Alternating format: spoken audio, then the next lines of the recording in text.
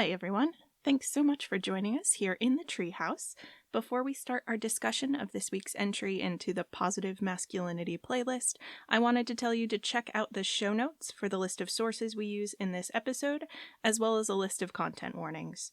If you'd like to connect with us or share ideas for future episodes, find us on Instagram and Facebook at A Safe Place for Boys, or email us at safeplaceforboys@gmail.com.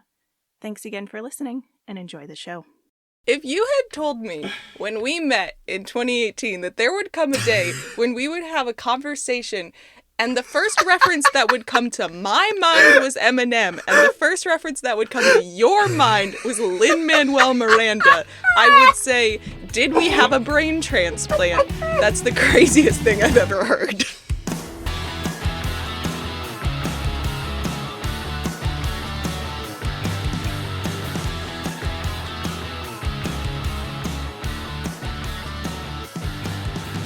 Welcome to A Safe Place for Boys, compassionate conversations about masculinity in media. I am your host, Kelcee Sykes. With me, as always, is my favorite cat thief, Dr. Spencer Todd Bennington, PhD.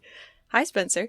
Hi, Kelcee. I did steal a cat one time. No, you didn't. I did. I was at a house party, and I was like, late high school, early college, and there were just a bunch of really young people doing a lot of drugs and drinking in a really small rental house, and it was distressing, like most parties are at that age. But there was a house cat there. There was this skinny little cat that looked like it was getting stepped on by these giant people the whole time. I was so upset, and its food bowl was empty. There was no water for it. It was very skinny. And I left that party with that little kitty in a Natty Light case. I made it look like we had a lot of beers left, so I just snuck the cat out in the Natty Light case and then put it in our shed the next day. But joke's on me, that cat had so many fleas. It was like a week of fleas everywhere, in my car, in my house, everywhere. It was awful. And I ended up actually sneakily giving the cat back. I contacted the person. I was like, "Oh, I think I found your cat." Well, you did. You found it in the place that you took it to. Yeah, so wow. Am I still a good boy if I gave it back? How could you have possibly predicted that my very first question for you was going to be, are you a good boy? Oh, well, because it's one of the things I think about every single day. It is, in fact, the reason we decided to make this podcast. Yeah, and so it's it's always up for debate. And that day, I thought that in doing a bad thing, thieving, that I was doing a good thing, helping a cat. But as... You weren't. No, yeah, I wasn't. This week we watched A Girl Walks Home Alone at Night. The 2014, it's described on IMDb as, and I quote, the first Iranian romantic vampire western thriller, which I believe means it wins at genre bingo. Deceptively simple title, and yet I always get it wrong. The girl home alone walking at night, and the walking nightly alone the girl does. And it's remarkable to me that those words in that order are confusing to you, because that is the dream of every woman I've ever met in my whole life, is that hypothetical question of what would you do if all of the men on earth just disappeared? What would you feel free to do? And the answer is always, I would go for a walk alone at night. Right. That is the thing that we would do. And I think that's exactly why this movie is titled as such, because we think that's going to be the shtick, is oh no, another defenseless woman out there in the scary world of men. Ah! Yeah, it's very explicitly intended to make you question who and what you should be scared of. The big trope that it turns on its head is the idea of the woman walking alone at night and being frightened. It does so in a really clever, slow kind of way. I mean, you noted last night it's 37 minutes in before our title character with no name. The girl. Before she even says anything. And I can tell you some of the loose rules of Westerns, but just one off the top of my head is your Clint Eastwood character is this very stoic, the man with no name is a Western movie. And right. So I feel like a lot of these tropes, the more we talk about this, become evident in this movie, but her stoicism, cause she's not her face isn't very emotional at all. Like, it's really hard to read her. Yeah. And that's all a part of her, like, cowboy vibe, I guess. It's kind of cool. It's very cool. But let's start at the beginning, Okay. because the girl, the titular girl is not the main character of this movie. The main character of this movie is named Arash. He is this young, very good-looking, James Dean-looking Persian guy, because this movie is set in a fictional city called Bad City, but it is supposed to be in Iran. And right off the bat, in the very first scene, the first thing this man does is steal a cat? It's Question so weird. mark? All right, he's just like sitting there smoking a cigarette, looks like James Dean, wearing the glasses, got the shirt, doing the leather jacket thing, whatever. And like 3/4 of the scene are obstructed by this like fence. Mm-hmm. So we can just see him leaning up against a fence, and then like after a beat, he just disappears behind the fence and comes back with this cat. Yep.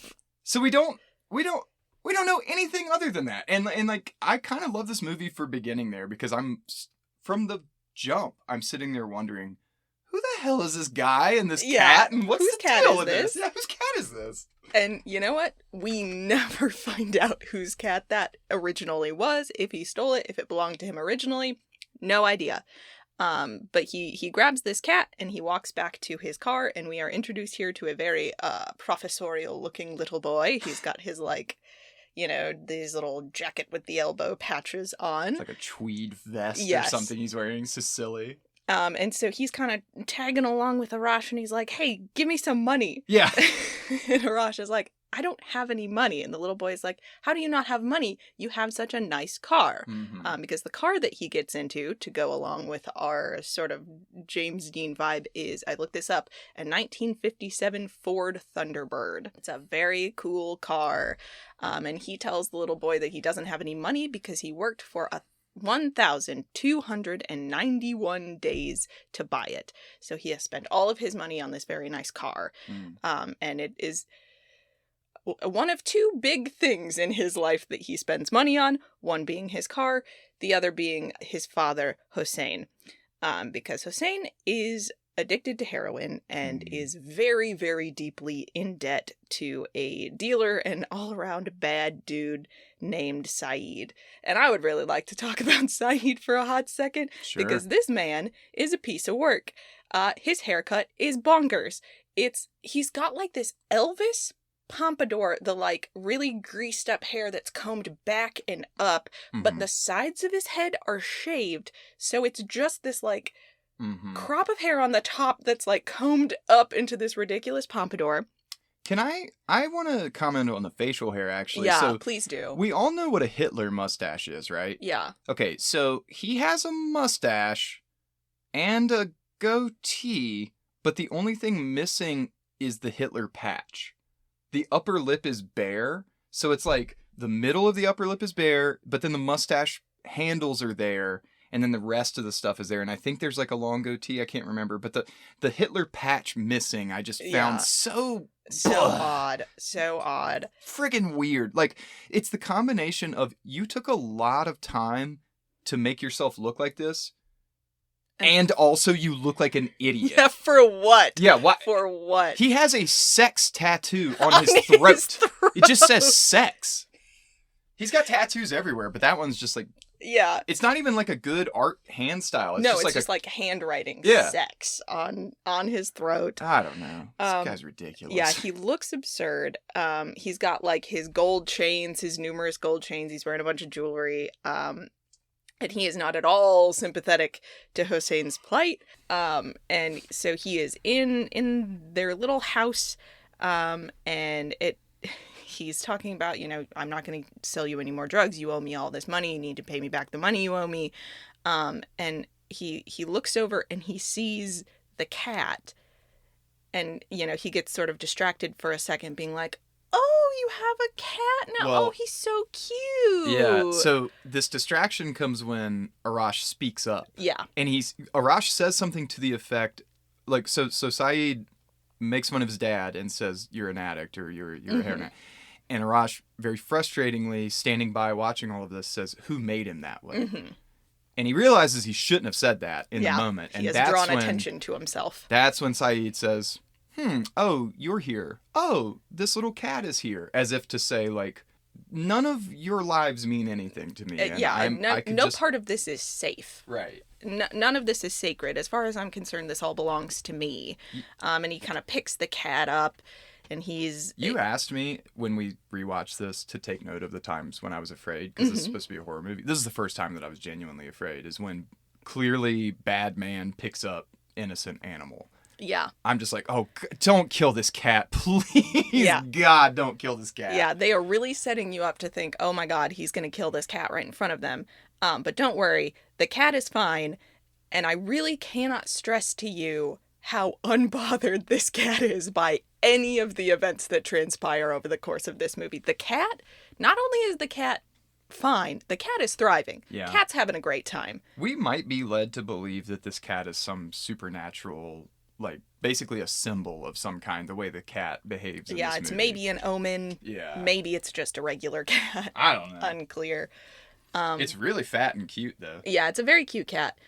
So the cat is fine, but Cited does take Arash's car, which sucks because Arash worked so hard to buy it. And Arash kind of tries to run out of the house after him, but you can't catch a car on foot. And so Arash does what all men do when facing adversity, which is he punches a brick wall really hard, and he really hurts his hand. And so for the rest of the movie, Arash has this, like, huge bandage wrapped around his hand. I just think it's really important to start the movie there to answer this question of, like, who is this guy? Because the first time we see him, he's posed, he looks cool, he steals a cat for no reason. He is the rebel without a cause. He drives away in his cool car. And his cause is to steal cats. Yeah, and this little kid, the neighborhood kid, wants to be like him.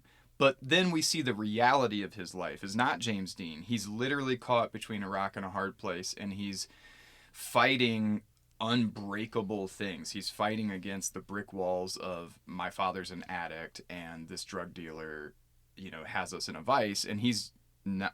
Cited is not incorrect to take the car. There's thousands of dollars owed to him. Mm-hmm. Yeah, and it's clear that this is like the one thing Arash had that was his, that was not, sort of being consumed by the vacuum of his father's addiction. He worked really hard for this thing. Yeah. And in the next scene, we do see Arash at work. So he works as a gardener for this fancy rich family. But for some reason, the daughter of the family, who is this very beautiful woman who has obviously also just had plastic surgery on her nose. She's got the little, like, bandage thing on her nose, which I assume is just sort of intended to drive home how much more money that she has than he does. She sees this guy out in her garden and is like, hey, my TV's not working. Come fix my TV. You know how you ask your gardener to do. Anyway, classic class warfare stuff. And for like a hot second, I thought this was maybe going to be like a sexy Princess Bride situation where she's just like making up excuses to spend time with him and being like, oh, my TV's broken, come to my room. No, it's not. She just literally is like, you're a person who works here. Come do this other thing that I'm sure is within your area of expertise. I don't know what jobs are. And she's like laying on her bed and she's on her phone talking about this costume party that she wants to go to, and she was going to go and get wasted and blah, blah, blah. And so he comes into her room and sees these diamond earrings on her dresser and comes up with a sexist but clever excuse to get her out of the room, which is like, well, I can't possibly work on this TV in your bedroom alone with you. Like, what would your parents think? It's so immodest. So inappropriate. Yeah, so inappropriate. And so she kind of like rolls her eyes at him, but she's like, whatever. And she leaves. And of course, he just steals the earrings. Right. That was his plan the whole time. So again, we see him like taking something that doesn't belong to him. But at this point, we kind of understand he really needs money. She's sort of terrible. Whatever. Take her earrings. She's not even going to notice they're gone. The other thing that underscores this is, like, you have this wealthy family, and we see that very clearly, but they live in Bad City, too. Yeah. And Bad City is marked visually by this canal that is just a ditch full of dead bodies. And Yeah. it's never explained why. Like, we don't know if there's a heroin epidemic and these are people who have OD'd. We don't know if there's some kind of like plague going around. Like, we have no clue. But this is a city where there are literally a mass grave of people just dumping bodies into a ditch. And also these people, these very rich, Yeah. So when you think about those two things combined, it's a little bit more obvious why the earrings get stolen here. It's not just like, he's upset because his car got taken and he, is trying to make money. I mean, that's part of it, but it's like, there's a deep... This is a culture that can ignore suffering on the grandest possible scale, which is just having an open air pit of dead bodies just sitting there that no one seems to be doing anything about. People die and no one cares. That's what happens in bad city. So you might as well steal your boss's earrings. Doesn't matter. Unless you want to end up in that ditch. Yeah, exactly. That's the message. It's like, you do what you have to stay out of that ditch. Yeah, exactly. Meanwhile, on the other side of town, Cited and his sex tattoo are showing off his ill-gotten car to a sex worker named Ati. And I'm not sure why he thinks it's necessary to be like, come look at my cool car, baby, because he is already her pimp. Mm-hmm. So I guess it's just to drive home like, yes, I am actively holding back the money that you've earned, because that's his whole thing. He doesn't pay her. So he is like, okay, get in the car with me. And then he negs her until she starts crying and then makes her give him a blowjob. Mm-hmm.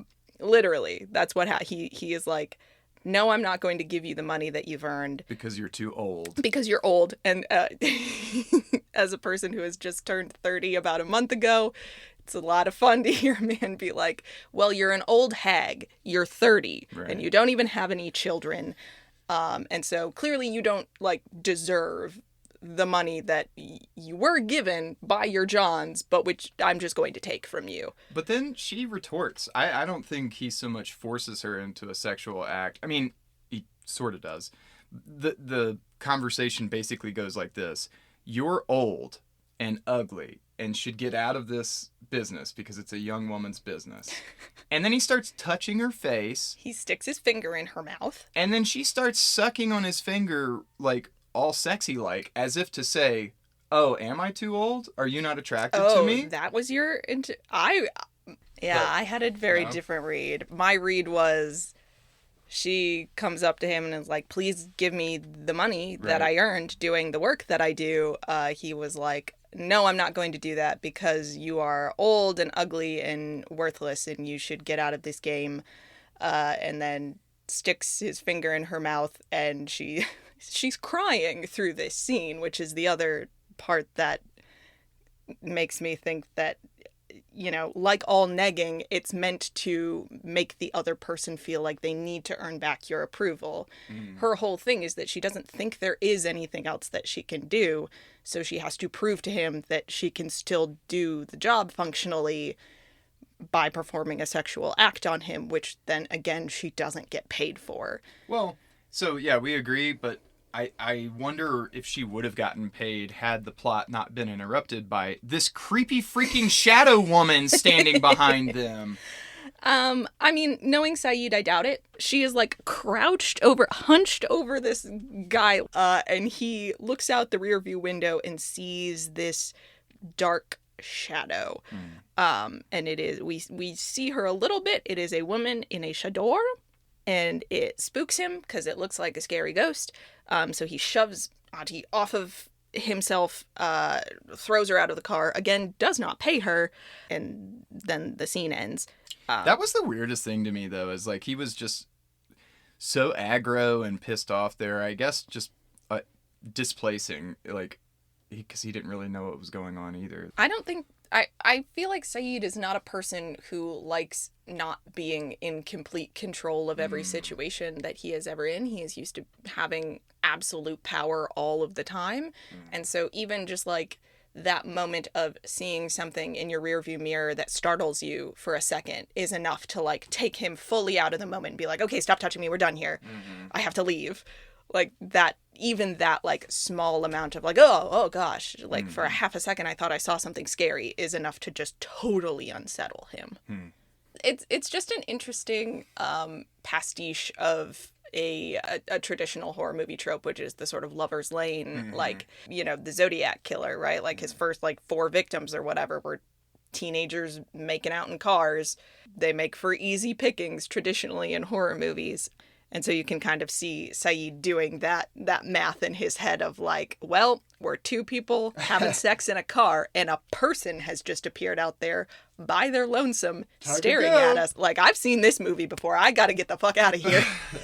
It's the only smart, well, getting out of the car is stupid, but, you know, seeing someone for half a second in your rearview mirror and being like, you know what, all right, we're done here. Yeah. Is the only good moment of intuition Cited ever has, unfortunately for him. Because flash forward when same shadowy woman shows up, he behaves a little bit differently. He does behave a little bit differently. We cut to a scene in an apartment where a young woman in a striped shirt is dancing, ? She loves music. We learn this about her very quickly. She's not great at dancing, but she does do it. And she is putting on eyeliner and lipstick. And then she puts on her chador, which is a long garment that covers everything basically except her face. So it is covering the top of her head, her neck, and her shoulders. And then it has a kind of cape in the back that she can kind of pull around the front when she wants to, but otherwise you can see like the rest of her outfit. But everything from the shoulders up is covered except for her face. And she goes out onto the sidewalk all by herself in the middle of the night. And who should she happen to cross paths with but Cited, who he only has interactions with a certain kind of woman, so he immediately assumes that she is a sex worker, partially probably because she is by herself in the middle of the night, and partially because she is staring at him and following him. Yeah. And so he's like, oh, hello, you're going to come home with me. So he takes her to his apartment, which is the best apartment that has ever existed in all of history. He has many, many tiger prints. He has tigers on his walls. He has tigers on his couch. He has a giant poster of weed. And he has lots and lots and lots and lots of drugs, which he just has like many lines of coke just already on his coffee table, ready to go. It's a dedicated Tommy Vercetti cocaine table. Yeah, I mean, that table holds a briefcase and lines of coke, and that's what that table is for. Yeah, that he does not put coffee on that coffee table. It's only for coke. Yeah. And he puts on some, like, I don't know, techno something music. Bad trance music. He's just like it's club music. It's just a club beat. Yeah, it's a club beat. Not at all like the music that we've seen the girl listening to already, which she plays on a record player. She likes Michael Jackson and Blondie. Yeah, she likes the oldies, I guess.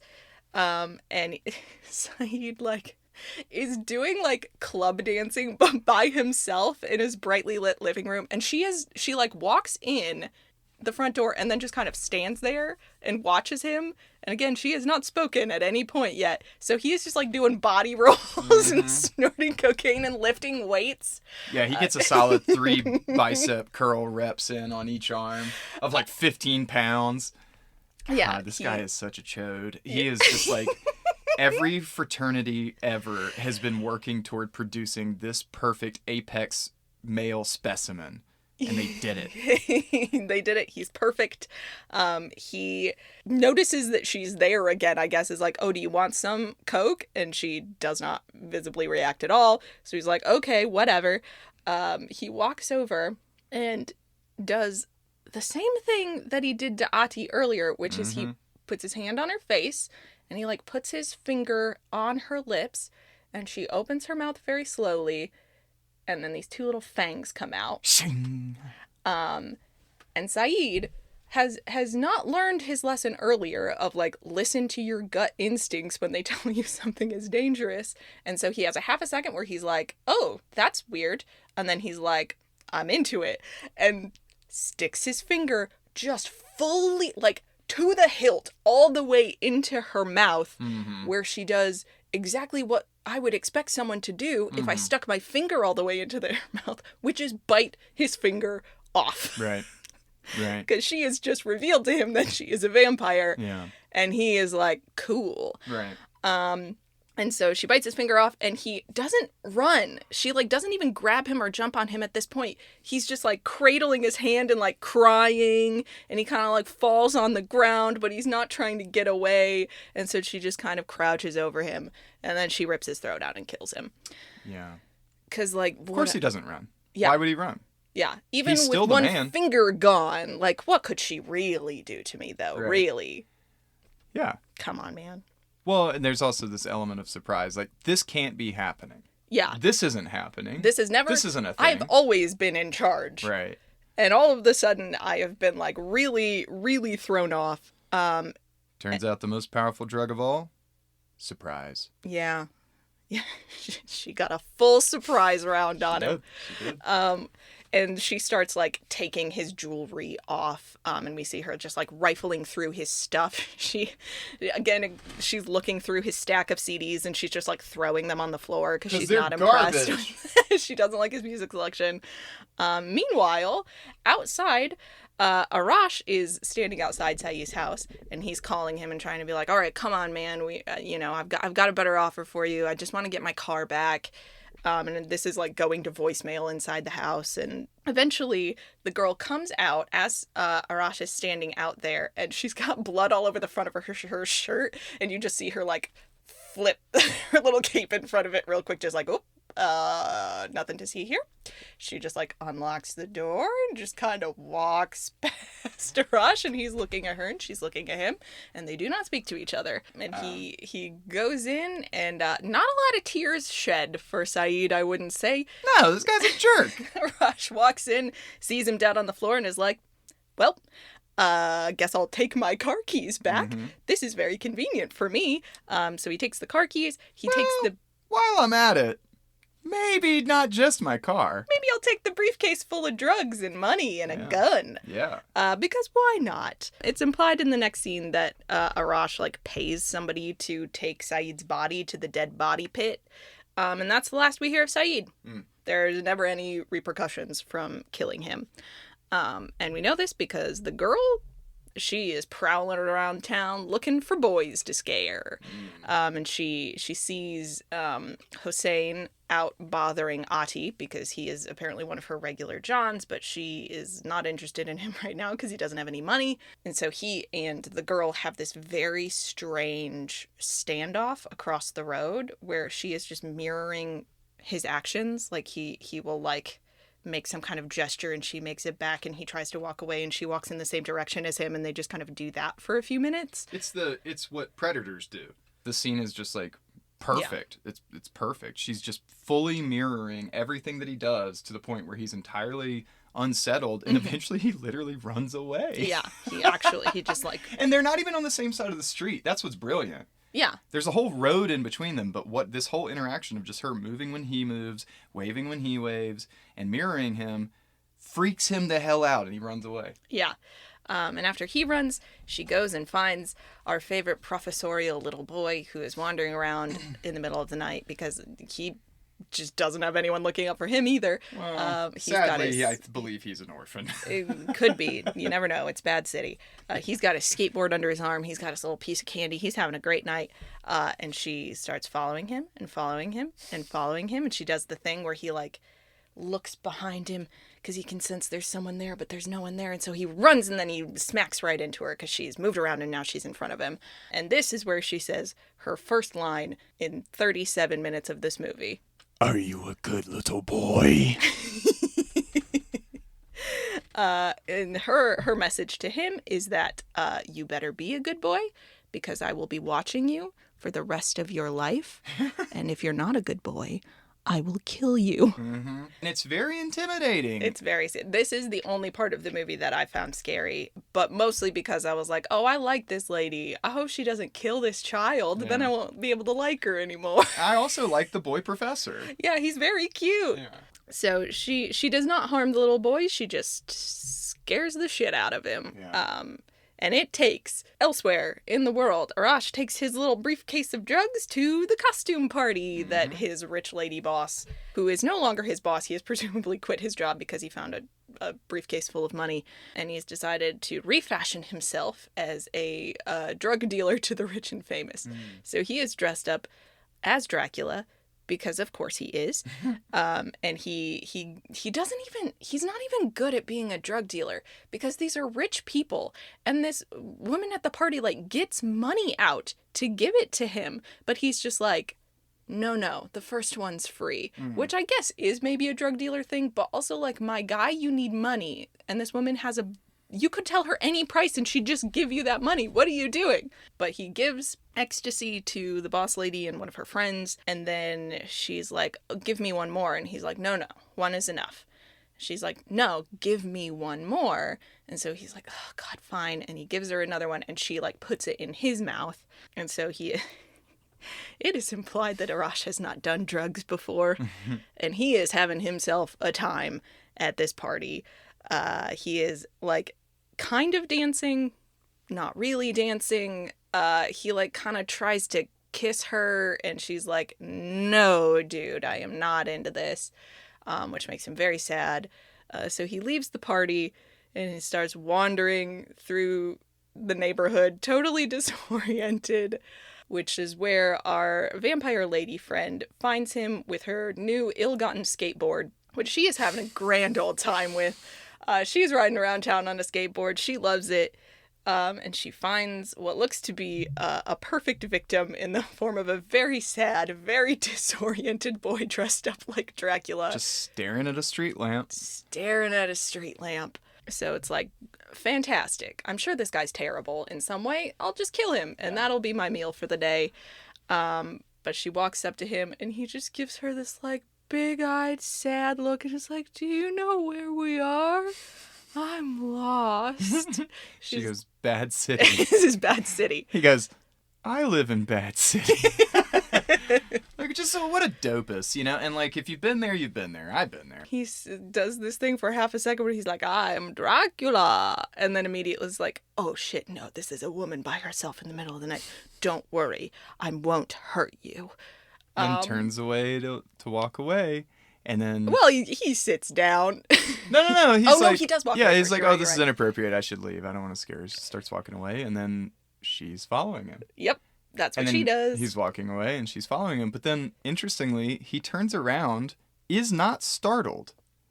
Yeah. He apparently knew, like, he could feel that she was like stalking him, right? And just turns around to say something, just kind of a non sequitur. Yeah, like... he grabs her hand and is like, oh, you're so cold. Yeah. Oh no, here, let me warm you up. And so he's got his Dracula cape, and he's trying to like do the thing where, you know, you have like a blanket over your shoulders and you put another person under the blanket with you, but it's a Dracula cape and it's attached to him, so he's like trying to put it just ends up being a very drunken, lovely hug, you know. Yeah. And this is when he's like, we gotta sit down. Yeah. And she's like, no, you can't sit down here.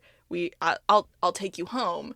And he's like, tries to get up. Nope, not gonna happen. Sits back down. I was like, I have to sit. And she's like, don't worry, I have an idea. Meals on wheels. So she puts him on the skateboard, and he's like curled up with his arms around his legs, and he's just kind of sitting there, and she's pushing him on the skateboard all the way back to her apartment, where she puts on one of her little records. And he's just like passed out on the bed, all basically. Like, he's still awake. He's kind of floating around, and then finally seems to like latch on to like, oh, a woman has invited me back to her apartment. Okay, a different thing is happening than what I thought was happening. And it's just this very like slow scene of him like walking up behind her, but not in a threatening way, and she turns around to face him, and she puts her hand on the top of his head and pushes his head back so his neck is exposed. You see his giant, glorious Adam's apple. Such a big throat. Without the word sex tattooed on it even. Yeah. What was he thinking? There's so much real estate there. Yeah. And there's this moment where you're like, ooh, maybe she's gonna bite him after all, but she doesn't. She just like puts her head on his chest and listens to his heartbeat. Which, I mean, is it, I don't know, is it sexy? I don't know, kind of, I guess. It's a little bit of both, right? So on the one hand, I think the scene's really important. He is wasted. This, cannot be understated. He is on some drugs. But he follows the classic hitch rule of 90-10. You go 90 and I go 10. I mean, you don't go the whole 100. Look, it's good advice. You don't go the whole 100. You don't go the whole 100 because then you kiss someone like he tried to at the party, and like if you're wrong, you're wrong. And she's like, bro, no, get out of here. So he goes 90. It's her apartment after all. Mm-hmm. If she invited him there to kiss him, he's made it clear, hey, I'm here. You know, we can. Yeah. What are you gonna do? And she grabs him and, you know, asks herself the same question. What are we going to do? And listens to that beautiful, juicy heartbeat, thinking like, oh, man, is this a human? Is this like a person with a beating heart? Or is this like some good old food, you know? And like that's, I feel like, what she's doing there. And she's never asked that question because everyone else she's eaten is clearly not human. They're just like utter pieces of shit or husks or just like... Yeah, terrible. Well, it is interesting that after this scene, we see her go and eat. It is implied homeless man. Yeah, he's just sleeping next to his shopping cart outside. Yeah, which makes I don't completely know what to make of that other than like she went out that night to hunt. Mm-hmm. She took Arash home thinking like this is going to be my meal, and then oops, nope, I like him. Mm-hmm. And so she kind of like ran out of time to do her proper hunting and was just like, sorry buddy, you're here, and like I usually kill people who deserve to be killed, but I also am an animal that needs to eat. Mm-hmm. And so that's my interpretation of why she kills the homeless guy. I also read it as just like, I'm not always killing people that deserve to be killed. I'm mostly killing people that no one would miss. Yeah. And the reason, it's not that no one knows Cited is gone. No one gives a shit because everyone hates him. Yeah, nobody liked him. Why would they care? And similarly, although this is sad, this nameless homeless person, who would miss him? He's just another body in the ditch. Like, yeah. I think part of it is, you can see like in her posture in that scene, the homeless man is the only person she doesn't toy with first, right? Like, she follows Saeed home and does this whole like sort of play acting like, oh yes, I find you very sexy and you're going to put your finger in my mouth and it's going to be a great time. And then Hossein, she like follows on the sidewalk and is doing that weird mirroring thing with. She wants to scare people who deserve to be scared, but she doesn't. She just kind of like walks up to him very quietly and then very quickly bites him. Anyway, so she has sort of decided that Arash is one of the good ones, so to speak. They go on this cute little date to the outside of the power plant, which is, I guess, the hot spot in Bad City to go on a date. And he brings her a hamburger because he's a nice boy, and he's like, I thought I'd bring you some food, and is sort of sad that she doesn't appear to like hamburgers. And they talk about how they love sad music, because all of the music that she has been playing throughout the movie has been sad. So he plays the sad song in his car. And she's like, oh, you don't even know me. You shouldn't like me. I've done terrible things. And he's like, I know one thing about you. I know you don't have pierced ears. And here's Chekhov's earrings have come back. So instead of selling them for money, he's like, I want to give these to you as a gift, but your ears aren't pierced. And so she takes... So metal. She takes out a safety pin and is like, here, pierce my ears. She doesn't say it. She just hands him the safety pin. Yeah, she just hands him the safety pin. Because she's the coolest person. So he pierces her ears and puts in the earrings. And it's romantic, question mark.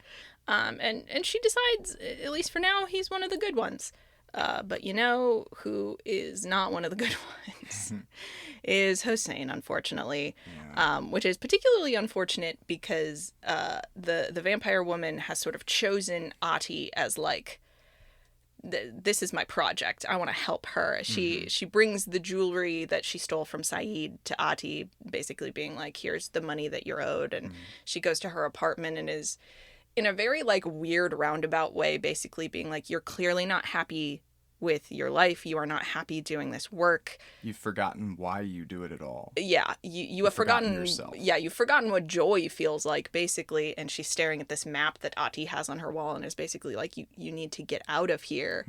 And Ati is just like, too sad, too disillusioned. It's like, nah, give me that watch though. Yeah, like, I'll take the money, but like, don't come into my house and tell me how I should be living my life. Like, Right. little girl, get out of here. And Hossein, meanwhile, is going through withdrawals because, you know, his dealer is gone, and he doesn't know that his son has the drugs. And he starts to believe that Arash's cat is his dead wife, whom, at least in his current state of mind, he blames for all of the bad things that has happened to him. And he is ranting at the cat and saying, you know, Basically, as if speaking why did to you it. leave me here? Yeah, alone? Every bad thing that has happened to me is because of you, and you're the reason my life is like this. And he's like throwing picture frames on the ground and breaking them. And Arash has just decided that he has had enough. So he gives the drugs and some of the money to his dad and is basically like, get out of my house and take the cat with you, which he does, all the way to Ati's place, where he ties up her hands with his belts and injects her with heroin against her will. And the vampire lady, who has maybe some kind of like sixth sense for like when bad things are happening to women in the neighborhood, sort of swoops into the apartment, yanks Hossein off the bed, and kills him. In front of Ati, who is not having a good night. Yeah. He's just sort of watching this, like, oh fuck. Oh god, oh no. Yeah, it's a strange scene because here's where the cat becomes kind of supernatural. Ati wakes up eye to eye with that cat and is freaked out by the cat, despite the fact that she just sees a vampire come in and like throw a dude. So Ati helps her, like, not even dispose of the body properly. They don't even take Hossein's body to the pit. They just, like, leave it next to some house where the little boy is looking out the window at them. And tell you what, that little boy, not snitching. Will not snitch. no. But Ati is basically like, get out of my apartment and take this weird cat with you. I don't want to see this cat anymore. And the next morning, the little boy finds Arash and brings him to his father's body. And Arash is upset, which is an understandable response. Arash shakes down the kid this Yeah. time and says, "Who did this? You saw something. Tell me." Yeah, who did it? Who did? And the kid's 3 just like, I don't times. know. I don't know. And he I don't know. refuses him. Yeah. Because he knows which side his bread is buttered on, and he does not want a vampire lady to kill him. Well, yeah, I mean, the child in this case has a clearer view of humanity than the adults who have become disillusioned by Bad City. So this child fully recognizes that there is someone who has real power, and then there's this guy. Yeah.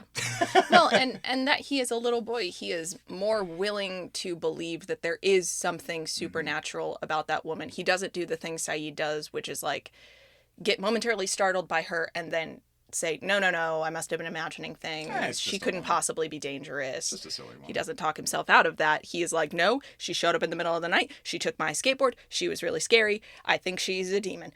I am not going to mess with her. Yeah. And Arash is kind of in the middle of those two. So he sees his father's body and it's just sort of like, all right, that's it. I'm done. I got to get out of Bad City. He packs up his drugs and his money and puts a bag together and he goes to the woman's apartment and is like, we're leaving.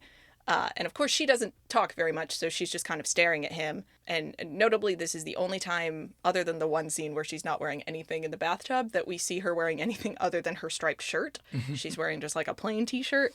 First, he comes in and he's like, pack a bag, we're leaving. And she just kind of stares at him, and he's like, I really got to get out of here, and I really want you to come with me. Please come with me. And that is when she's like, okay.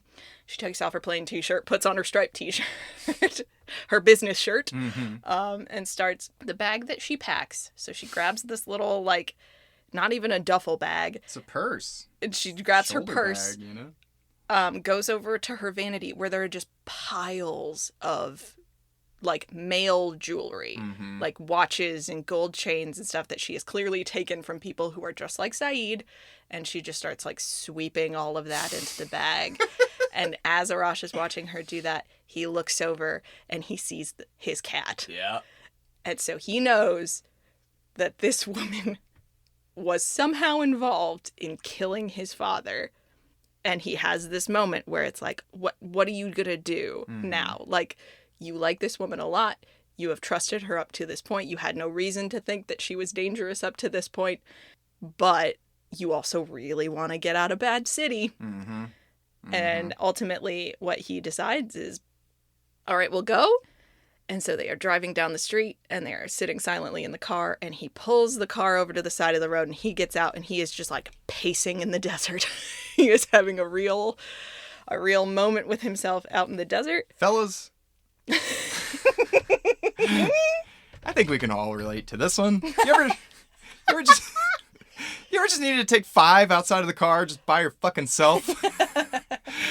You ever taken a road trip with the woman who killed your father and just really need to have a heart-to-heart with yourself? Just man to man. Just need a couple of seconds without this fucking cat rolling around all over me so I can think. Roaming loose in the car. Cat is hilarious. But then, so like, he does the thing that genuinely is one of the most relatable things that I see in this film, of him just like out there mulling it over, gets back in the car, shuts the door, and then do they even say anything? No, what he does is he reaches over into the glove compartment, gets out a tape, puts it in the tape player, hits play, music starts playing, and then the two of them very slowly turn to look at each other, and then they both smile, and then they drive away. I was hoping the song that was going to play was Hello, Hello, because she mentioned it earlier. Yeah. I thought it would have been cute, but I don't even remember what song it was. I don't either. So but that is the end of the movie. That's the end. Or the beginning. I'm still waiting for the sequel where they go, like, you know, to California and just start shooting, like, deputies and stuff. I don't know. Maybe. So you just mentioned it a minute ago. Let's go back to that scene where she was in the bathtub. Mm-hmm. This is something I don't have much to say other than there's a lot of moments in this film where visually there's really interesting stuff happening. Mm-hmm. And the shot of her in the bathtub, she's submerged to her mouth. Mm-hmm. Because her mouth has blood all over it because she just bit off Saeed's finger and like ate him and stuff. But the water isn't bloody. It's just like very intentionally the water's up to the corners of her mouth, and it creates this effect in the water, kind of like when you look at a straw through a glass, how it looks like it's broken in half because there's displacement happening from the light. And so like it's this very clear question of what is the duality of this character? Mm-hmm. You know, it's like, where's the humanity? Where's the monstrosity? And which parts am I identifying with as an audience? And how does that correlate to horror or Western? Because those two genres don't frequently go together. Yeah. So how do we navigate the genre mashup of this film when clearly like some visual symbolism is meant to invoke fear, some is meant to have us think about relationships and romance, some is designed to, I don't know what the deal is with the trans person and the balloon, but like there are visuals. There's visuals. You know? That is a character who exists. And if you think I'm making that up, go watch this movie. It's really good. Yeah, I don't know what to make of the potentially trans person in a Western shirt dancing with a balloon. I don't know what to make of that scene. I would love to hear what you guys think if you have thoughts on what to make of that character in that scene. But it is interesting to put horror and Western next to each other because they tend to have rules. You think of like, we haven't watched Scream together yet, but there's a character in Scream who's like, well, obviously, like, you never split up the group and, like, you should never go and have sex because if you have sex, you're going to die. And we all have this idea of, like, how do you survive in a horror movie? And those rules are totally different in Western media. In Western, it's like, oh, you have to be a Lone Ranger. And, like, there always has to be, like, it's the man gunslinger versus the final girl, right? And so we have a character in this girl who is she the villain of a Western? Is she the hero of a Western? Is she the villain of a horror movie? Is she the hero of a horror movie? Like, which set of rules is she following? And the answer is sort of both. She's the hero of a Western, and Arash is the hero of a horror movie. Interesting. Because she does all of the things that the John Wayne cowboy hero anti-hero has to do to like either like restore balance or like Well, actually, I guess I'm fuzzier on the rules of what Westerns are, but I just realized that her skateboard is her steed. It is. That's her horse.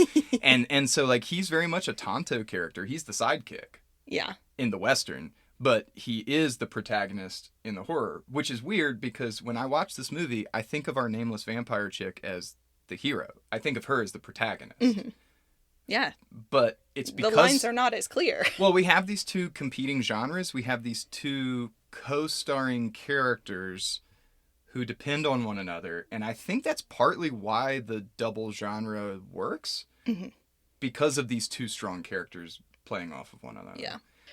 We talked a little bit about this movie as a horror movie and what, if anything, is scary about it. And I would be interested. My feeling is that this is not really a horror movie in terms of the actual, like, impact it had on me as a viewer, but I think it is still operating under horror tropes, right? So we have returned to the world of the monstrous feminine, of course, and there really isn't any mystery about it in this one. The girl is a monster. She's a vampire. She's a murderer. She's specifically targeting a particular group of people. In this case, it is killing men who hurt women. But rather than the part of the monstrous feminine that deals with the sort of subversion of reproduction like we saw in Jurassic Park, this manifestation of the monstrous feminine deals with the part that my sense is probably scares at least cisgender men more, which is the idea of penetration, and specifically penetration as an act of sexual domination. That has kind of been part of what makes vampires scary historically. So we I don't know, I feel like we don't really think of vampires as scary anymore. Do you? I mean, like, in your lifetime, have you ever seen a piece of vampire media that you would classify as horror in the same way that you would, like, a slasher movie? The problem with vampires in my lifetime is that they've been commodified to the point where they're more sex symbols than horror tropes. And yeah, but that is the natural combination. Like, OG vampires have this idea of, like, glamoring people or getting them to, slight mind control, and Dracula has all these, like, lady vampire concubine things. So, like, there is a sexuality to this monster. Yeah. Baked right in. Sex has always been part of what made vampires scary. And what they originally represented, particularly in Europe, were fears about immigration, right? Specifically fears of Eastern Europeans moving into Western Europe. That's why all the vampires are from Transylvania. Right, exactly. And then once we learned about, like, the germ theory of medicine, the idea of, like, blood-based, bloodborne illnesses became tied up with it. Female sexual agency has always been associated with vampires. It's a particularly big theme in the novel Dracula. There's a whole early film trope, like early, like 1920s early. One of the first, film tropes for women was the vamp, which was just a sexy sort of pseudo Middle Eastern women who did, like, sex things to men and then died at the end of the movie as punishment. And so, the vampire is associated with sin. And then you get into the early, the 90s and the 2000s, and they become more queer-coded. And you think of, like, Interview with a Vampire and True Blood, where vampirism kind of became a stand-in for queerness. But in general, they represent a parasitic other. So someone who is outside the normal mainstream morality, who is in some way or another, like, sucking the blood out of nice, good Christian Western European people. By the time we get to 2000, I was just thinking, like, what is a scary vampire movie that I've seen? The closest thing I can think of is Blade. Oh. Because, so, on the one hand, it's an action movie. It's a comic book character. He's a day-walking vampire that kills other vampires, and he's badass, and Wesley Snipes is great. We love Wesley Snipes in this house. But the vampires in that film are depicted as very evil it's this like clearly millennium movie where like everything is scary trance music and Everyone's in a trench dusters. coat. Yeah, they really are. And so like the vampires are not playing around. They're like blood sprinkler vampires instead of like make out with me and have feelings vampires. And and they represent something that gets taken up again in like Twilight New Moon, I guess, when they introduce this like basically papal council of old ass vampires, and True Blood does this too, but it all hints at this like vampire Illuminati or the vampire 1%, because now the fear is material. It's not so much bloodborne pathogens and like xenophobia. The fear of vampires that there are these like extremely wealthy, powerful people who are all but untouchable that rule the world around us, and we never see them because they're the creatures of the night or the 1% billionaire, you know, whatever. And it's like, yeesh, yeah, that is scary, isn't it? Yeah. And I mean, it's interesting to talk about that in the context of this movie, because we kind of get hints of that sort of like class disparity as violence. And it's interesting that the vampire girl, isn't embodying that stereotype either. She's flipping not only sort of traditional horror tropes of like female victim, male hero, or even like, you know, plucky but innocent girl who makes it out alive at the end, but also all of the vampire tropes get thrown out as well. So she's not like a scary queer-coded man from Eastern Europe who's going to penetrate our nice white European wives. She is a Middle Eastern woman, but she's not particularly sexualized. Her whole body is covered, basically throughout the whole movie, and she is using the tool of cis male sexual aggression, which is penetration, against them, while keeping her body completely covered. So she is taking this sort of active aggression and decoupling it from the body it's usually associated with. But the film makes a clear point, though. We do see her full-on naked body in the tub scene. And I think that that's, like, so important, because when we see her body, she's kind of just plain. She's not, like... She's very small. She's small, and she's not what Western audiences are going to look at and think, there's a stereotypical sexualized woman. Yeah, she is not the vamp. Even in the scene where we see her like putting on her eyeliner and her lipstick and stuff, it's not like she's not doing the thing where she's like pouting her lips up, and she's not doing the Marilyn Monroe thing. She's not doing the, you know, old school exoticized sexy thing. She's just, it's all very like utilitarian. Her whole appearance is very like, she's got short hair because that's probably easier. She's got this one shirt she wears. No, I mean, she is a cowboy. She's absolutely just like home on the range, you know. It's like, well, gotta put my shirt on. I'm gonna go out and rustle up some blood. Yeah, and she's using her parasitic otherness essentially to become a superhero, sort of. Kind of. An anti-hero. Yeah. An anti-hero. I mean, much in the way that like Blade is an anti-hero. We love an anti-hero. Yeah. Again, every cowboy is an anti-hero, because if you're white and in the West, you're a villain. I'm sorry. Yeah, and like the classic cowboy, she has this sort of like creed that she at least tries to live by, right? So she targets men who she believes are sexually harming a woman. So she sees Cited sticking his fingers in Ati's mouth. So what does she do? She gains entry into his house by letting him think that he is luring her there. She watches him do all of his peacocking, lifting weights and doing drugs and his stupid dancing. Curl these kilos. Yeah, and then she just does literally the exact same thing to him. She bites his finger off, she shoves his finger into his mouth, then she kills him.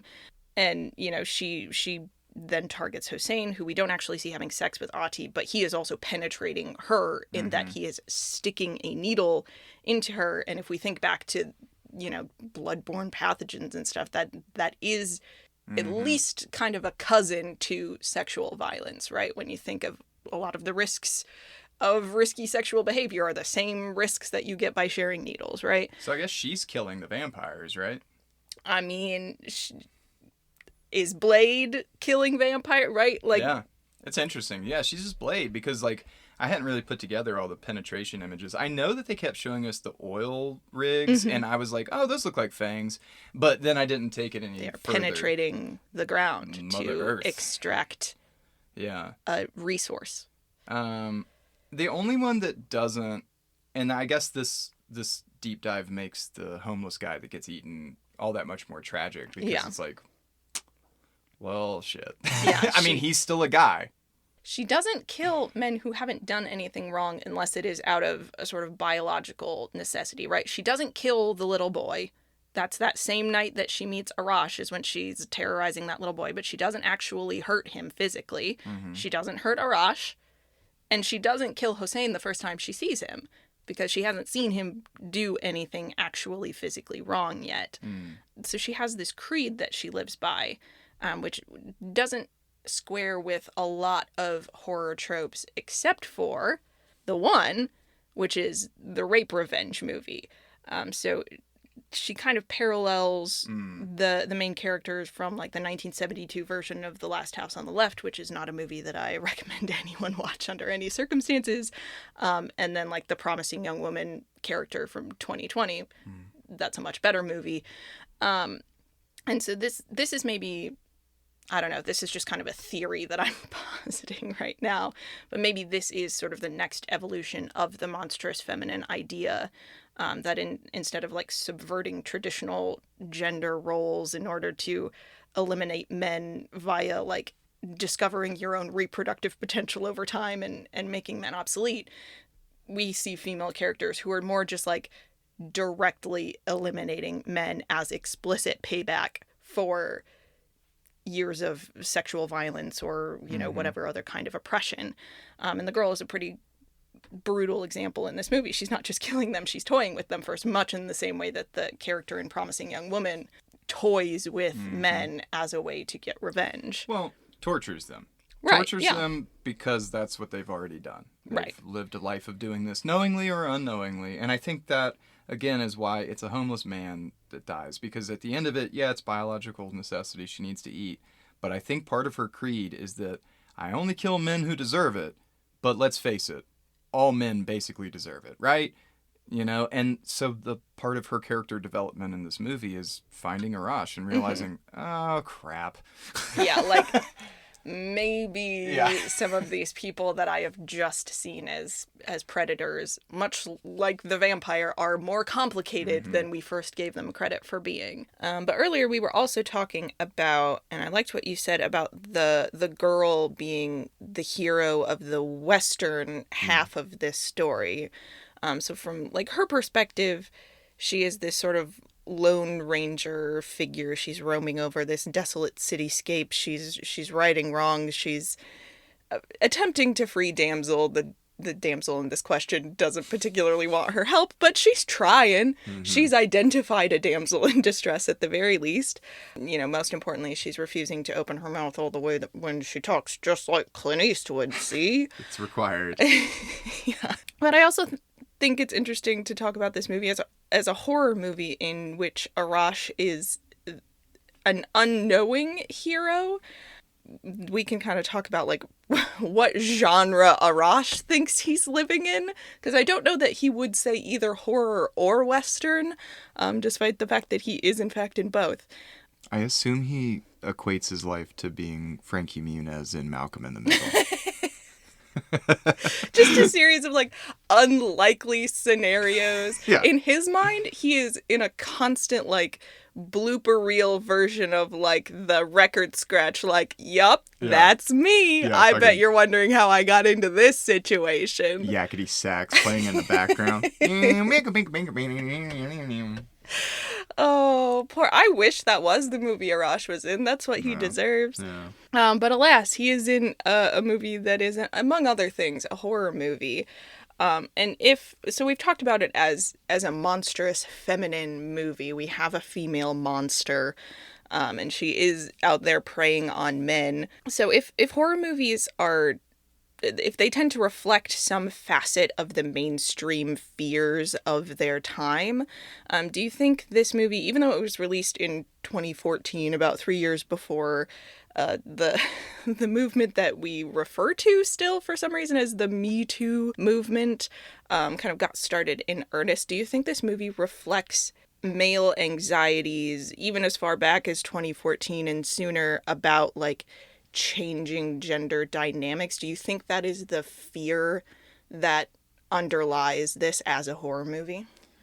I would say yes if I really thought of it as a horror movie, but I just can't really watch this movie without cheering on our vampire friend. So I don't really see her so much as the monstrous feminine, but so much like Blade, you know, or some other kind of anti-hero that's using their ill-gotten powers for some kind of good or change or whatever. But I mean, yeah, if you had to say like, no, Spencer, this is a horror movie, you silly Nilly is a vampire. Yeah, it's billed as a horror movie, among other things. It has, we talked earlier, it's got like 7 different genres attached to it. But if it's meant to be horror, what fear is it trying to evoke? Well, I still don't see her as scary. When I watch this movie, what I find scary is that boys like Cited can be so self-centered that they don't see themselves as being violent and harmful, or that men like Hossein can lose himself totally in addiction, and that so much so that his only loving son, you know, casts him out. So like I see those as the horrors, the real horrors, and I see her character as kind of like intervening and doing something about it supernaturally, and I'm left to wonder like what that symbol means, I suppose. And so you can't walk away from this movie without seeing her as very powerful, a powerful agent of change and or chaos. And so I suppose, yeah, I could see it as monstrous feminine, but I'm not the audience who's ever gonna see her and be afraid or even be reminded of that fear, if that makes sense. Do you think most male viewers would fall into the camp of like this is Batman, right? This is like a heroic figure who's going out into the world and like they are totally on her side? Do you think that is the view that would resonate with most men? Or would there be, because like we live in a world where men went and watched Barbie and had a meltdown. Yeah, but like that's a little different because they saw what they saw. They saw Ken to be like an effeminized man, and they saw Barbie as being the protagonist. But like men writ large typically do like an ambiguously violent anti-hero. See Clint Eastwood, see Scarface, and all these other like gangster, like the good, bad, and the ugly. You know what I'm saying? Like, so the theme here is that like I think most men, good, bad, or ugly, would watch this film and simply see her as some kind of anti-hero vigilante. One, because we're in this like post-superhero, every movie's a superhero movie now. And two, because, and we were talking about this a little bit before, I think most men are going to watch this, and if some part of it resonates within their interpersonal life, vis-a-vis how they interrelate with people of different genders or in romantic situations, like I think a lot of people would deflect, and I think they would say like, oh, those Saids of the world are bad men, not like me. This vampire lady should go get those bad men. I'm one of the good men. That's kind of what I'm saying. Does that make sense? Like I don't really, for her to be scary to a male audience, they have to identify within themselves some reason why she would target them. And I think that men are too reluctant to admit that they are participating in the kinds of violence that are so overtly represented in Saeed's character, or the kinds of abandonment and self-centeredness or addictive behavior or whatever you want to call it, sickness, in Hussein's character. And so that's my hesitance. I don't think that most men would be introspective enough to see a vampire lady as anything other than hot and cool and deadly, you know, and I don't think a lot of men would watch this and be afraid of her because they wouldn't accept the burden of what it means to be afraid of her. They would simply see her as something that doesn't really exist in the world, a very powerful woman. So it comes across more as pure fantasy than as any kind of morality tale. Yeah, I mean, it's very clear what her motive is, and it's like, yeah, girl power, go get him. But then I feel like men leave that theater being like, ha, yeah, wouldn't that be crazy? You know what I'm saying? Like, I don't really think that there's a lot of like, it's not the same as the other movie that we already mentioned. Oh, Promising Young Woman? Yes, it's not that way. And I think the vampire element is what kind of takes us out of that. What are your thoughts on that? I mean, it's interesting to me to hear you say that, just because I am so used to, like, it certainly at this point, like, the whole sort of conservative talking head culture finding any excuse to, you know, be like, oh, this piece of media is against us, and like the martyr complex being so pervasive that just every new piece of media that comes out is immediately run through the sort of like manosphere, Tucker Carlson, their sort of like, you know, media empire of being like, everyone's against me, nobody can do anything anymore, I can't even call people slurs or slap my waitress on the ass anymore. Right. What is America coming to? Well, and like, let's think about, because so we live in a town with like a Trump store, and like maybe you across America, there are these that have popped up all over the place. It is what it is. I'm just saying, like, I don't live in a community where I feel far removed from a conservative base of people, or I mean, you know what I'm saying? So like, I feel like the people who the Tucker Carlsons and Ben Shapiro's of the world claim to represent, I feel like I know them pretty well. I work with them, I'm friends with a lot of them, like, I don't know. And so I'm just saying, like, the men in my life, good, bad, and ugly, for their own different reasons, yeah, I don't see them, like, really reacting that way to media like the Barbie movie or this movie. I mean, I think the most misogynistic, sexist thing they would do to a movie like this is laugh it off because it's a vampire and, like, oh, how ridiculous.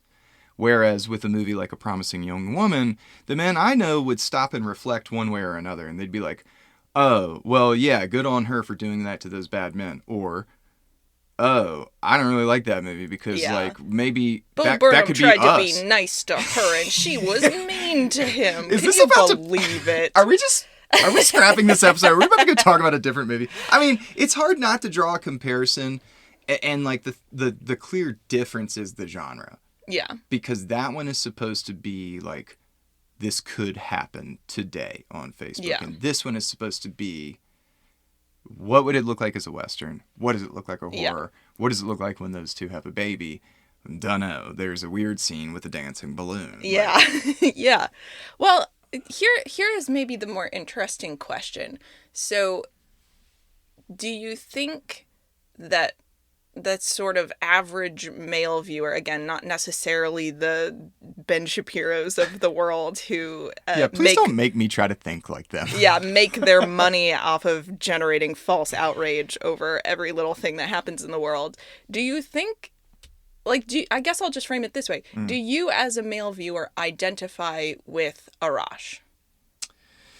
That is a much more interesting question, because I think that's exactly how he's designed, is to make male viewers either be sympathetic with him or identify with him while still seeing him as someone who's not perfect. It's quite genius, actually, because like the first thing he does is something kind of shady. He steals a cat, but then like allegedly. But then the next thing he does is sort of humble brag about working for 7 years straight to buy this like sick car so that he can look and act more like his hero, you know? And then like clearly we're made to like him because he's dedicated to his family and he's a nice boy, and we've talked about that in many different ways. And so like, yeah, and like also, not for nothing, the blank white t-shirt, it invites you to think of yourself as him. Like, there's not a lot of defining characteristics other than he's reminiscent of a brown James Dean. And I guess the only barrier for me is like, well, I'm a white guy, so I'm not Arash. But it's like, where everyone's not a white guy in this movie, so I got to be somebody when I'm watching it, you know. But but you do, when you're watching, do you feel more like, yes, I identify with Arash, or I identify with the girl? Are you the guy trying to escape a horror movie, or are you the woman roaming the streets at night looking for bad guys to kill? That's really funny. No. Yeah, I identify as Arash in this movie because I see myself, and I think this is true for many male viewers, there's ways to see yourself in this movie as someone who's stuck in an impossible circumstance that, despite your best efforts, hard work, talent, good looks, you can't seem to escape. But then here comes your shot. What are you going to do with it? Yeah. That's very interesting. Are you the vampire? Well, that is the interesting thing for me about this movie, because I just am not like a cool, brave person. So I Are you the old prostitute? Yeah, you know, you used to want to travel, but now you can't even remember your dreams, so you made a podcast. Yeah, I'm very... Well, I am also just like a dried up old hag. I am 30 years old. I mean, I see the girl as a very aspirational figure. That's why that scene with the little boy is so like tense for me as a viewer, because it's like, no, you're cool. Don't kill the little boy. Same. But I'm thinking of that from Arash's perspective of like, no, I like you. You're cool. We could be together. Don't kill this little boy. Yeah. Whereas I'm like, that'll ruin that. I think maybe the character I identify with most is the little boy, because I'm like, what a nice jacket. Well, he's got a nice jacket, and you know I love a nice jacket. But also, I do, like, if a threatening person comes up to me and is like, hey, you should behave yourself, I'm like, yes, ma'am, absolutely. Yep. No, please take my skateboard. Yeah. Please take my skateboard and go. Like, please don't hurt me. I will do anything. I won't tell anyone anything that they shouldn't know. Like, I will absolutely follow the rules. And that's not a thing that I love about myself. But, like, that is also a character who survives this horror movie. And it, for a second, looks like it's going to be a close thing. So, I don't know. I think there are worse people to be than the little boy. But I'm never going to be Batman. I'm never going to be Blade. As much as I recognize that, like, yeah, it's cool to do the, like, rape revenge thing. But I don't know. I live in the same sort of world that the girl from Promising Young Woman does. Right. And I'm, first of all, not anywhere near as good at planning as she is. And I do not have vampire powers like the girl in this movie. So right. I don't know. I find it hard to identify with her because of those reasons. I do identify with her, like, anger. But I guess of the two female characters, I lean much more towards Ati, which is just like, I'm just trying to get through the day. And, like, yes, it would be great to have a revolution and go around ripping the throats out of every man who's ever hurt you. But, like, I live in the real world and I don't have vampire powers. So I'm just going to, like, try not to die. And that's exactly how I feel when I watch Arash, actually. Is like, he is that person in this movie without superpowers, and he's just trying not to die. Like, he doesn't want to end up in the pit. And, but he doesn't want to end up being this, like, lifeless shell of a man like his father, or this, like, you know, just, like, awful pig person Saeed. Like... So we have this, like, monstrous feminine story, and like all monstrous feminine stories, it's not apocalyptic, right? There's always some lesson that can be imparted, particularly to male viewers, about how to stay alive in whatever this sort of new world order is. So, like, in the historical movies, the monstrous feminine needs to be, like, killed, basically. Like, that's what happens to the vamps of the early 1920s and the femme fatales of the 1940s. Like, a good strong man just comes and shoots them at the end, and so that all the nice, pure, good people can go about their lives.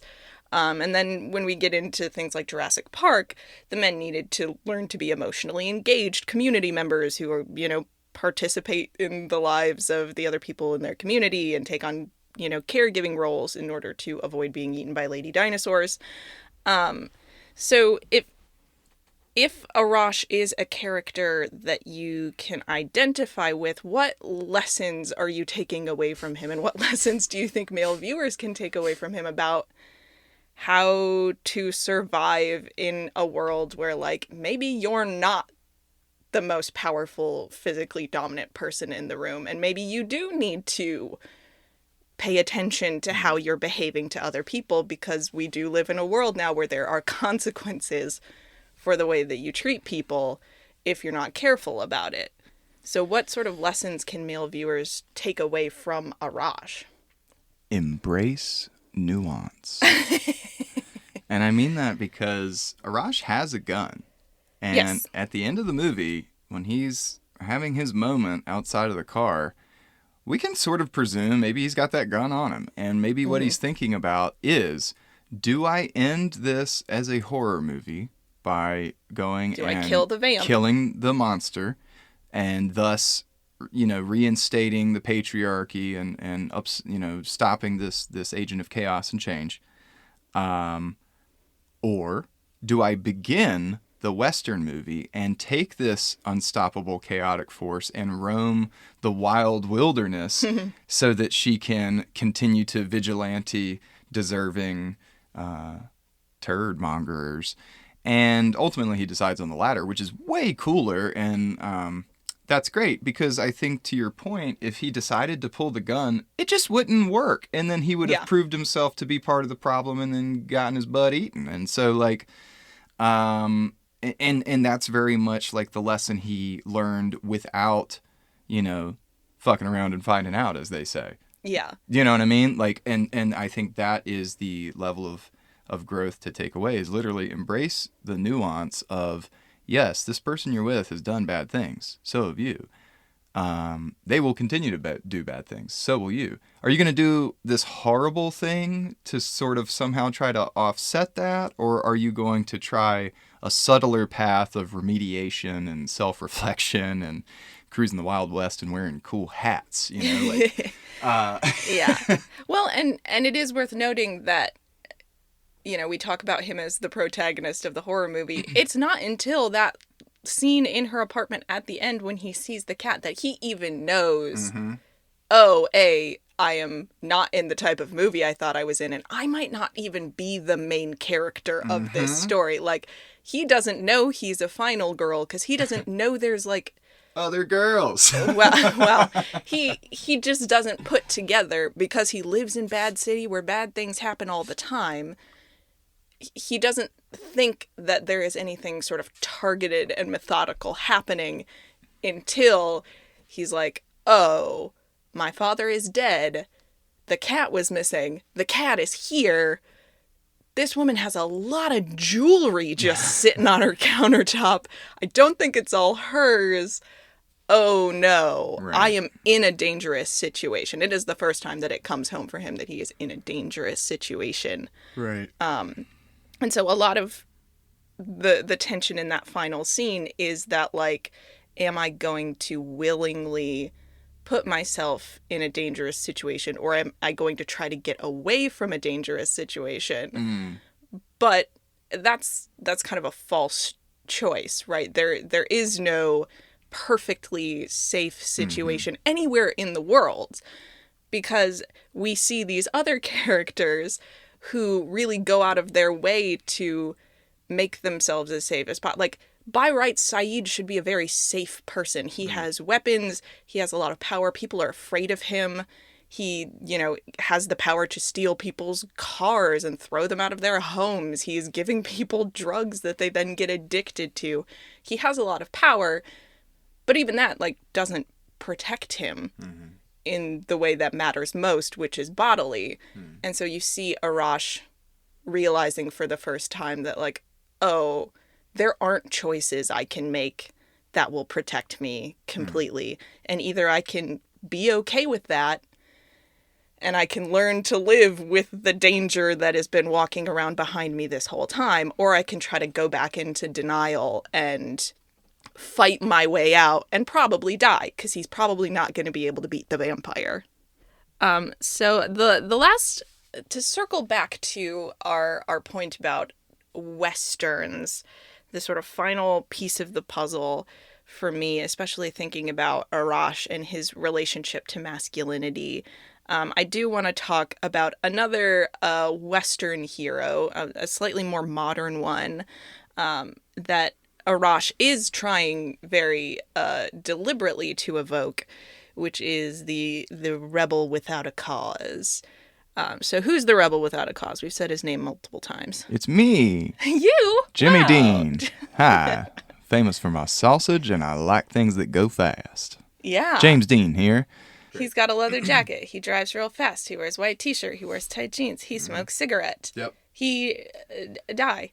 Yep. That's what he does. Oh. Live fast, die young, have a good-looking corpse. How dare you steal a quote from mine? Oh, wait, really? Yeah, you didn't see that earlier? No, that's just a joke my dad used to always say. Really? Yeah, he used to literally always Hold say, on, like, so- he and his band members would always say that, like, yeah, that's just a cannot phrase that I grew up believe hearing. We didn't know that. I can't believe you didn't tell me that before. That's Yeah. okay. So you literally grew up in a household with an adult man Yes. in charge of your safety who Yes. would regularly say the phrase Live fast, die young, have a good-looking corpse. Oh, but this is actually great news for me, because that means there is so much thematic resonance here that I didn't even plan for. Whoopsie. So, like, yeah, obviously James Dean is not the only person who ever, made dangerous choices and died very young. But he's an icon, right? Like, you can put his face on a t-shirt the same way you can with, like, Marilyn Monroe and be like, yes, that was the ideal of masculinity in the 1950s. But like most famous figures from really any era of history, his legacy is, if not entirely unfounded, then certainly not based on the lived reality of the man. So I found an article from Pelican magazine by a writer named Annie Roper about James Dean, the icon, versus James Dean, the man, and the ways that those don't really square. In an article for Pelican magazine, Annie Roper writes, "There is a reason James Dean was seen as a teenage icon in the 50s, but I'd argue that it is not for the reasons always cited today. Contemporary songs and movies reference James Dean as the epitome of cool and recklessness, and on a surface level that makes sense. A classically handsome white male tragically dies in a car crash at the peak of his fame. He's almost a perfect blank slate for people to project whatever image they see of the 50s onto him. James Dean is the face of the teenage rebel, the voice of a generation, the effortlessly cool." But was he?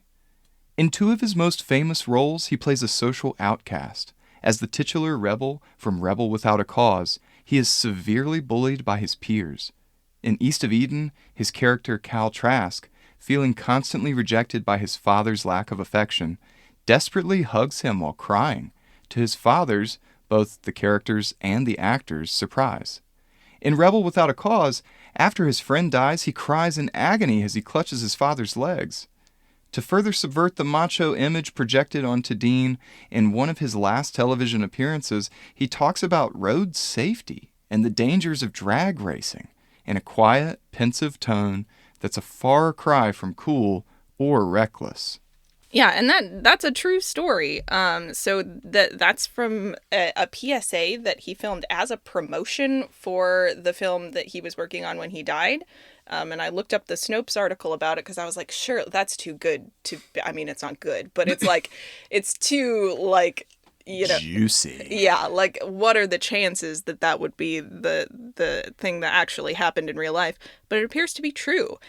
So from the Snopes article, it says, "The Giant," which is the name of the movie, The Giant, featurette had actor Gig Young, who hosted and narrated the Warner Brothers Presents series, interviewing members of the film's cast while they were on set.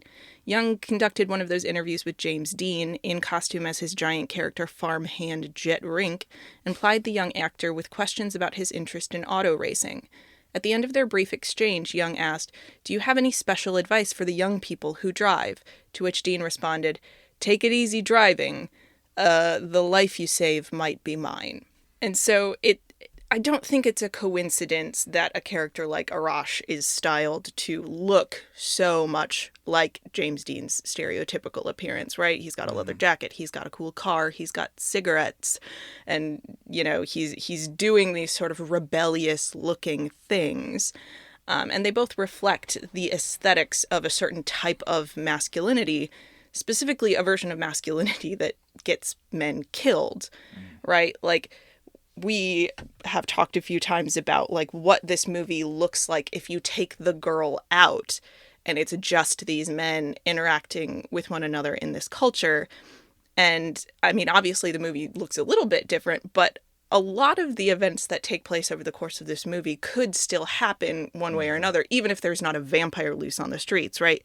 She is a stand-in. She is a metaphor for an attitude towards life and emotional expression and to other people that it extends beyond just misogyny, right? It's not that the men in this movie are just misogynists and that's why all of these things happen to them. The men in this movie are using extremely dangerous drugs and they are driving fast cars and they are engaging in unsafe and degrading sexual behaviors. And those are the coping mechanisms given to the men of this world, and it parallels this kind of coping mechanisms that were given to men, at least in like the West and in the United States in the 50s, in lieu of healthy methods of processing things like the death of your wife or your family member's addiction or, you know, economic insecurity in the world, whatever it is that you're trying to deal with. Men in cultures like this are not given appropriate routes of expression, and so they have to take on these other behaviors as a way to like vent those feelings some other way. It is not healthy to embody a symbol the way that James Dean did. It erodes your humanity in very fundamental ways. And like, talk about a boy who was in desperate need of a safe space, right? Like, people did not want to see James Dean cry. They didn't want to see him emote. They wanted to see him drive his car so fast that it killed him. And that is exactly what he did. And this is where the line in my notes says, it's the inherent poisonous nature of the live fast, die young, leave a beautiful corpse mentality. And that's the type of masculinity that Arash is aspiring to, especially early in the movie, when he's in that first conversation with Cited and he's trying to be tough and he's at the party with the rich girls and he's trying to be very charming and suave and not making any money on the drugs. But he's just not very good at it.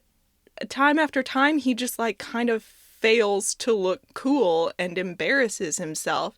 And the actual visual symbol that follows Arash throughout the movie is a bandage on his hand from punching the wall after Cited takes his car.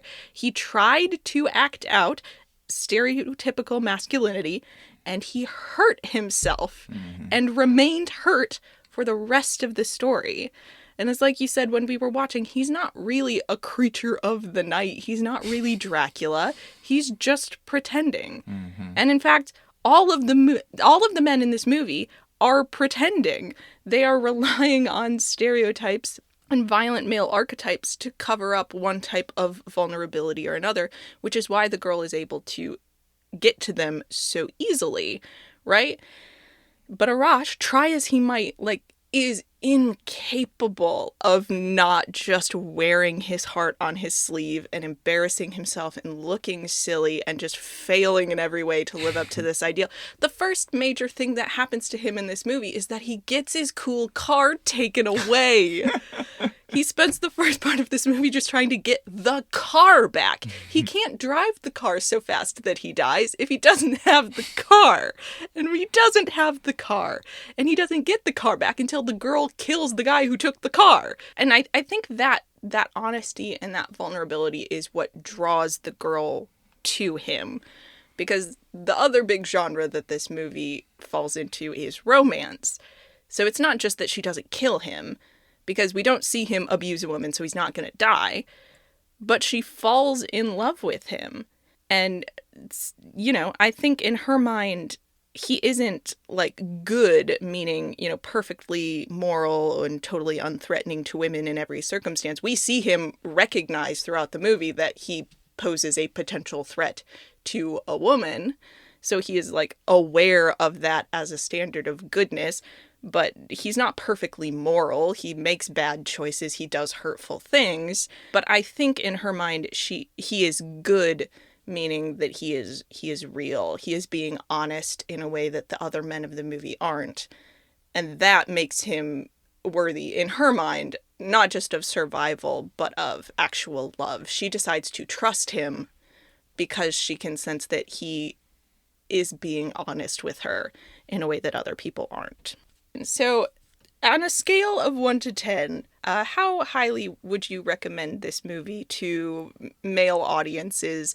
And which audience specifically would you recommend it for as a vehicle for discussing issues of masculinity? How highly would you rate this film?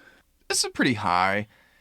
I think hits a 7 for me. I'll say this. I love this movie a lot because it doesn't say so much, and it leaves a lot of room for the audience to figure it out, as it were. And it's very comfortable being open to interpretation, as you can hear from the chats we were just having on this episode, because like we're still getting the same major messages, but minor scenes we're looking at entirely differently. And I would just go ahead and say that even though Iranian culture isn't necessarily like at the forefront of this film, it is part of all of these characters' identities. And so like there are things that Kelcee and I just can't really dive too deep into in terms of like the intersectionality of what does it mean to be an Iranian man in the shadow of James Dean and Hollywood machismo from the Western world, you know, in a what seems to be modernizing, you know, sort of place, this bad city, this, you know, it's kind of play.